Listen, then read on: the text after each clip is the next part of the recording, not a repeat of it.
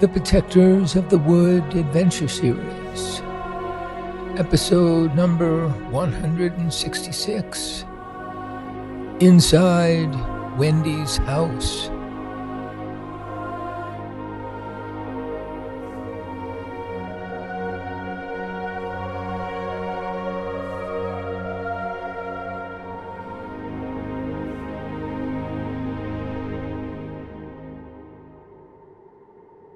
It felt as if only a few minutes had passed when they emerged into a large cavern. The sound of rushing water filled the damp stone hallway, now luminous with the silvery blue glow from the matchstick. They crossed the open space and entered a small passageway with steps carved from the rock. It curved upward to the right. Feeling cramped in the narrow tunnel, Abby sighed gratefully when Wendy pushed open a wide trap door over their heads. They stepped out into Wendy's workshop. Abby had seen it countless times, but had never been initiated into the mysteries of the old woman's secret art. Looking about with her habitual curiosity, Abby realized once again that she had very little understanding of how Wendy created her plant medicines.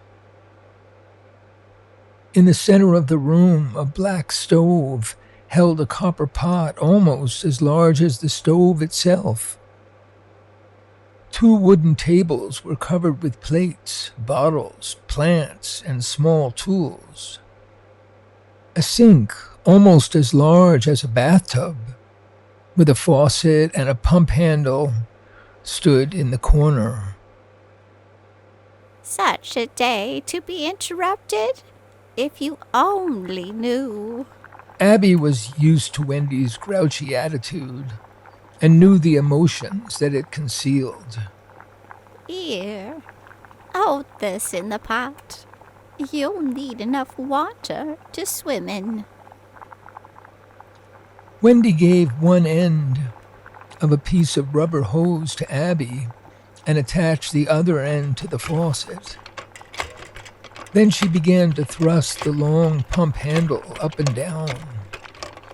The water slowly filled the cauldron and soon began to give off traces of steam. Wendy gave her a bar of soap and draped a towel on the edge of the cauldron. Oh my, up that tiny stepladder and into the cauldron? I didn't realize how cold I was. Wash, dunk my head. Wendy left the room and returned with clean clothes and set them nearby. When Abby stepped down to the floor, Wendy surveyed her skin and applied ointments to the cuts, bruises, and scratches. A few minutes later, they were sitting in the front room near the wood-burning stove. A few flames glittered through the metal door. A large black pot was cooking on top. We're risking a little smoke for this special occasion. I know I shouldn't, but for your arrival, I'm declaring a holiday. You may not want to, once you've heard my story. I have bad news. Abby was staring at the fire with a tragic face. The moment for the grim details had arrived. Well, get it all out then. Hurry up. Abby opened her mouth but couldn't begin. Her eyes filled with tears. Her throat was sore. Let me put some tea on for you. Your eyes are glassy. You're chilled, a bit shocked. I know just the thing that always works for you. lemon balm with sage. Very hot.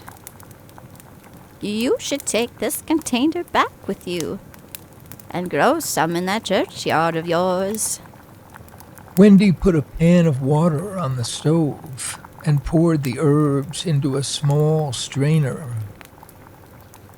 I'm not going back. Not ever. I failed. We lost the election for the new church trustee. The Morphe people have a majority.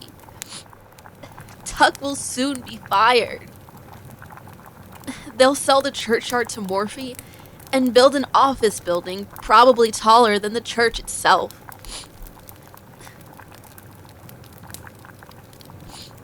They're taking over the town and are in league with the governor to push Sonny and his people out of Rivergate and get mining rights to the forest preserve.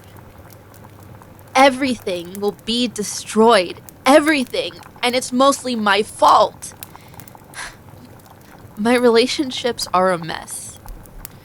Just when we had a chance, it all collapsed.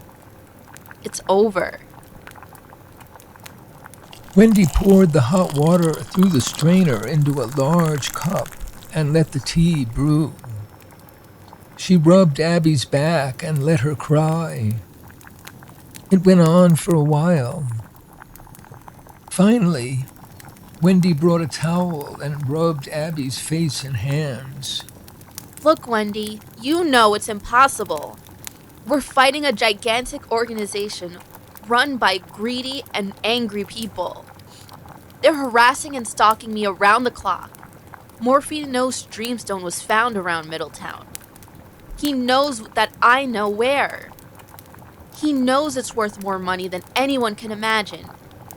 My father's drawings of the carving on the mapstick show far more Dreamstone under Hidden Valley than we ever imagined. It's even under other parts of the forest. It's all too much to bear. Yes. Go on. The truth is, I'm no match for these people. There's a whole mob out there who hate me, believe that I'm a threat to their existence, and they're going to do everything they can to take over the town and the forest preserve and wipe us out. Even nice, ordinary people hate me. I thought at least I could go back to Rivergate and work for Sonny, but they plan to relocate us. We all know what that means. Saving the earth? We can't even save Middletown or Rivergate and the forest. And now I understand that all the Dreamstone under us at this moment could turn a quarter of the planet into small farms, forests, wildlands of every kind. Dreamstone could possibly save most of the forests on Earth. I'm not a fool. I think about these things. Ah, don't you know? A group of us have been thinking about that every day for 50 years. Of course, we tell no one. It's our best opportunity and our biggest danger. I hope you realize that as the keeper of the mapstick, you are now responsible for that opportunity and that terrible danger. Well, thanks for telling me, but it's too late. Haven't you been listening? I'm the weak link in this chain. I'm broken. And I'm so humiliated, I can't even talk to Sonny or Junior. They had faith in me. Tuck was working with the bishop and Pastor Banks to put pressure on the governor. Now, Tuck will be gone. Morphe will get into Hidden Valley and discover everything. We're lost. And so much is lost with us. And I tried. I really tried. Abby put her face in her hands, and when she looked up, Wendy handed her the cup, and Abby took a few sips. Now, please give careful thought to what I ask. Are you sure? Really? Absolutely sure that all is lost? Abby turned to Wendy in surprise. A suspicion arose in her mind that she was missing something. She felt her whole mood shift in the wink of an eye. Abby was thinking. There must be more here than meets the eye. I know Wendy. She sees things and makes me find them.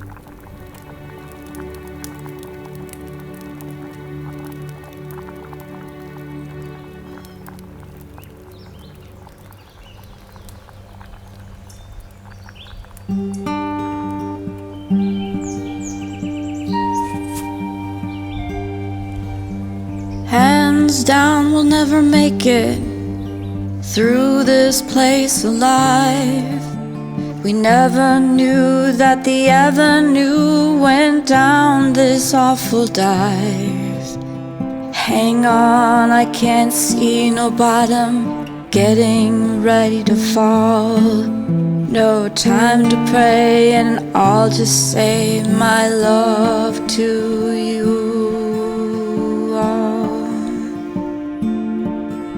The beauty of time passing, it flies before our eyes. We never saw in this way before the wonder of our lives.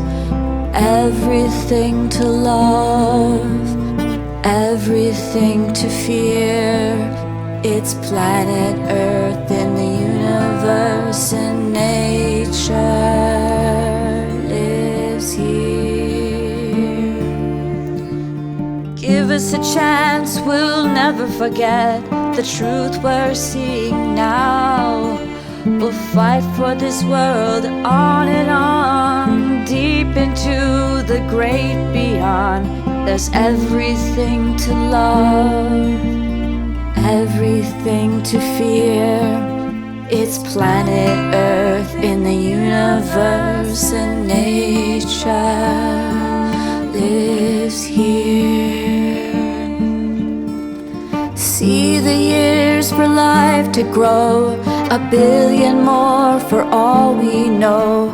Working through the pain and fear, see the world through your tears. It's planet Earth in the universe, and nature lives here. Trillions of living things are everywhere around. Our lives are all planted deep into the sacred ground. There's everything to love, everything to fear. It's planet Earth in the universe, and nature lives here.